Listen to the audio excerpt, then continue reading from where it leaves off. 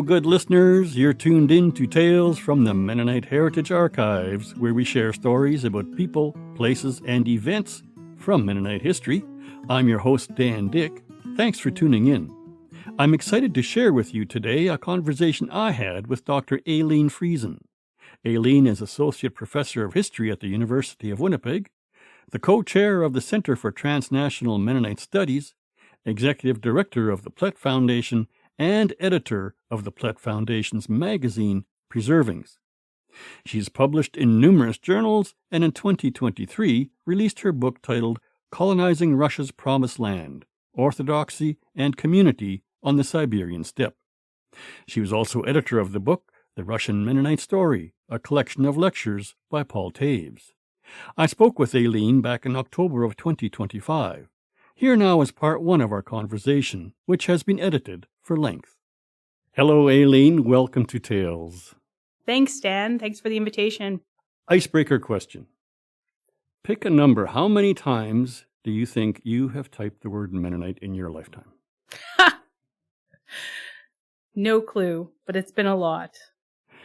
Is there a word you commonly misspell? For me, it's the word episode. I think I type in episode, but when it jumps up on my screen, it's inevitably epidose. I am actually a terrible speller, which, if I can confess something, is why I don't write on the whiteboards a lot during my classes, because I am too nervous that I'm going to misspell words. To help our listeners get better acquainted with you, tell us a little about your background, where you grew up, how you became interested in studying Mennonite history, and so on. Okay, well, I am born and raised in Winnipeg, Manitoba, Canada. I went through, a traditional Mennonite upbringing. I attended Winnipeg Mennonite Elementary School, and then I went to Westgate Mennonite Collegiate.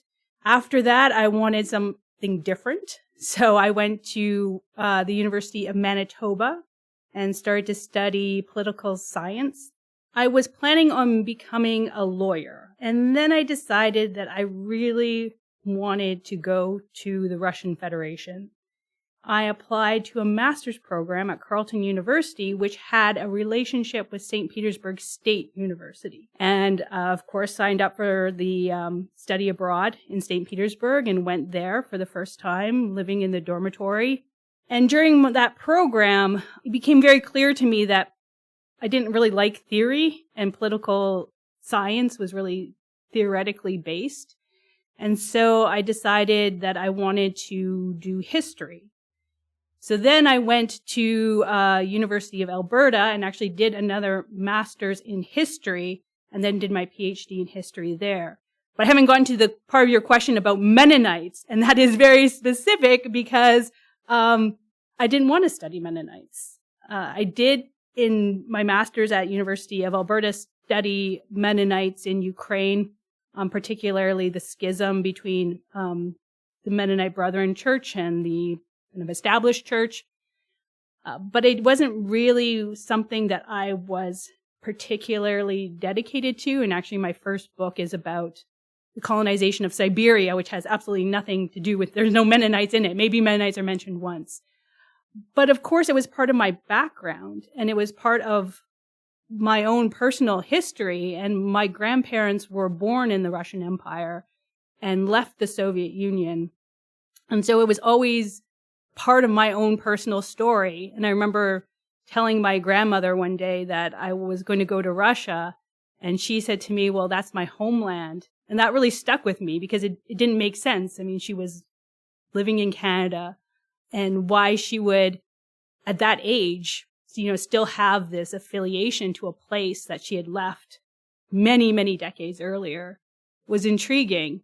And it wasn't until sort of later on in my scholarly journey that I really became both fascinated by what Mennonites can tell us about the Russian Empire, about the Soviet experience, and then also just to be able to reconstruct parts of my own past history and to be able to sort of connect with and keep the memory of particularly my maternal grandmother alive through my research.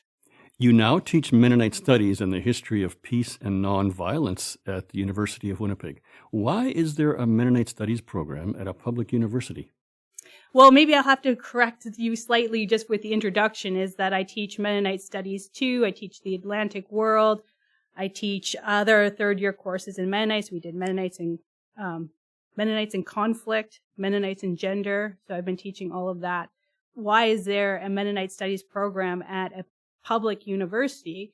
Well, that goes back to the establishment of the chair in Mennonite studies at the University of Winnipeg, which happened in the late 1970s. And it was based off of a donation made by Dr. David and Catherine Friesen. And then the federal government also donated funds. And it has really its origin in this multicultural understanding of Canadian life. Our audience is broader. We come at it from a very specifically sort of secular interpretive framework.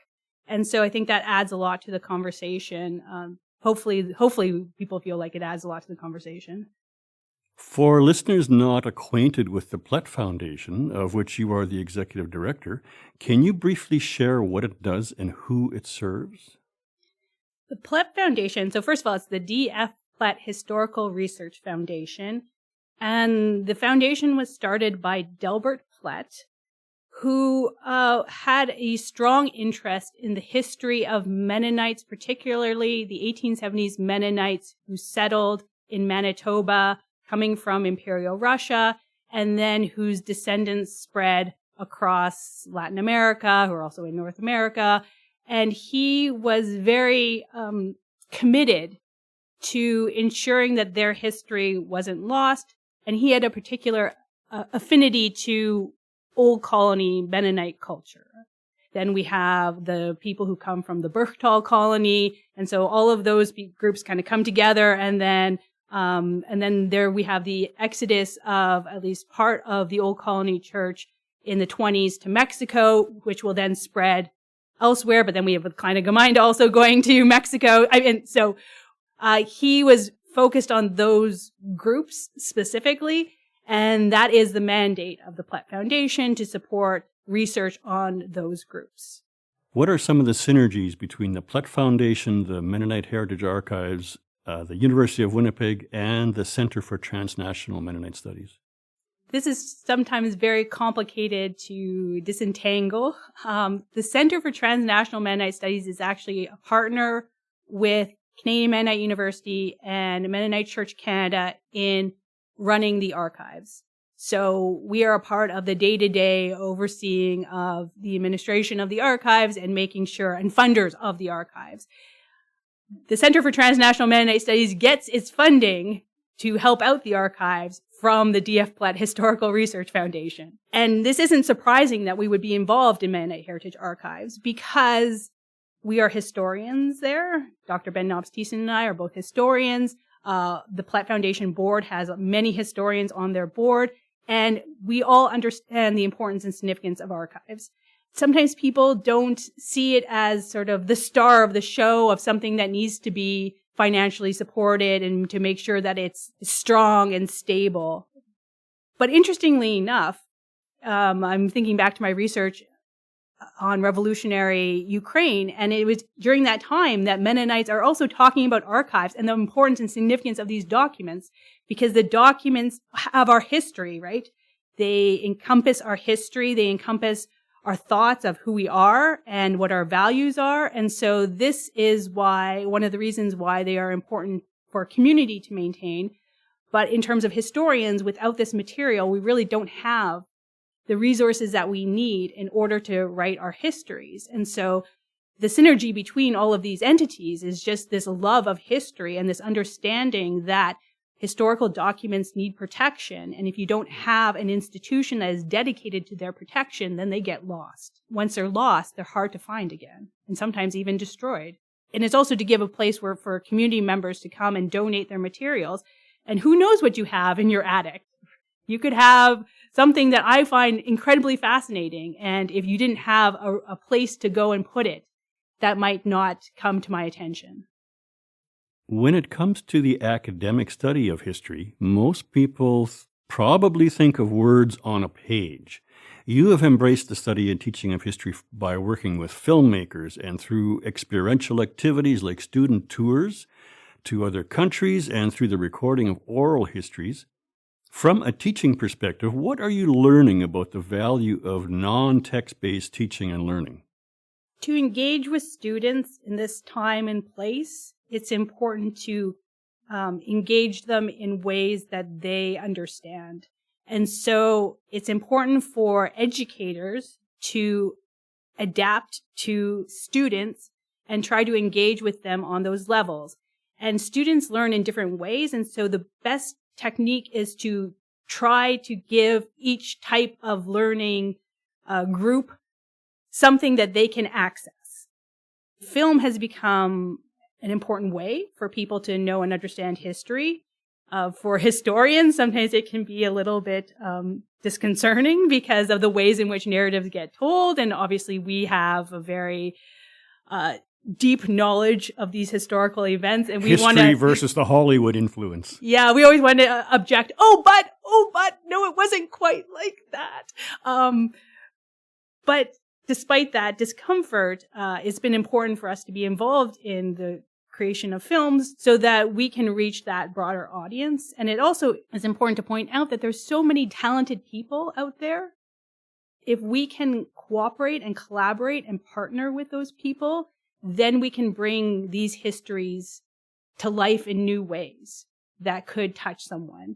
And part of this comes out of my work on the Mennonite story in Ukraine, which was this book I put together based off of Paul Taves lectures. And that's when I really got involved with photography and what images can tell us.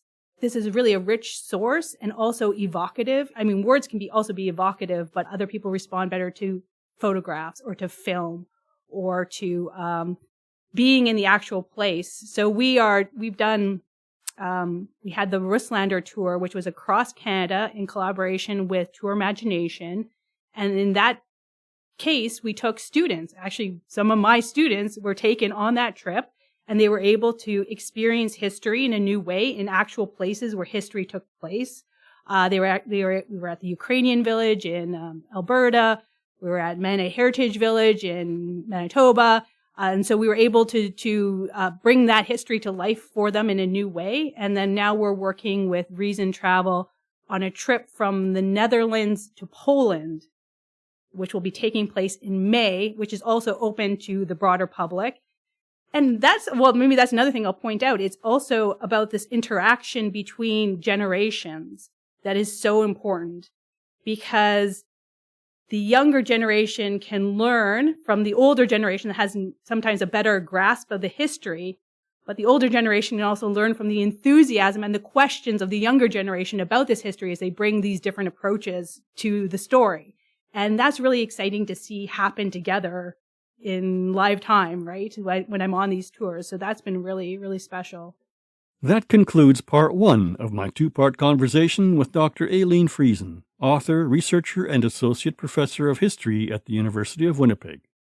The centenary film Aileen mentioned is called The Russlander Migration, From Revolution to Reflection. Visit the Center for Transnational Mennonite Studies online for further information. The Mennonite Heritage Archives holds records pertaining to the history of Mennonite settlement in Manitoba, as well as books and articles by Dr. Aileen Friesen. To learn more or to listen to this episode again, visit mharchives.ca. We'd love to know what you're taking away from this program. Let us know by dashing off an email to info@mharchives.ca. Hello, I'm Archivist Conrad Stace. The Mennonite Heritage Archives is a community-supported memory center that relies on donations from community members like you. To support this program and the preservation of Mennonite history, visit mharchives.ca and click on Support, or give us a call at 204-560-1998. Thanks also to our partners, Canadian Mennonite University, the Centre for Transnational Mennonite Studies, Mennonite Church Canada, and Golden West Radio. Thanks to the Tales team of Conrad Stace and David Klippenstein. Tales from the Mennonite Heritage Archives will be back next week. I'm your host, Dan Dick. Thanks for tuning in.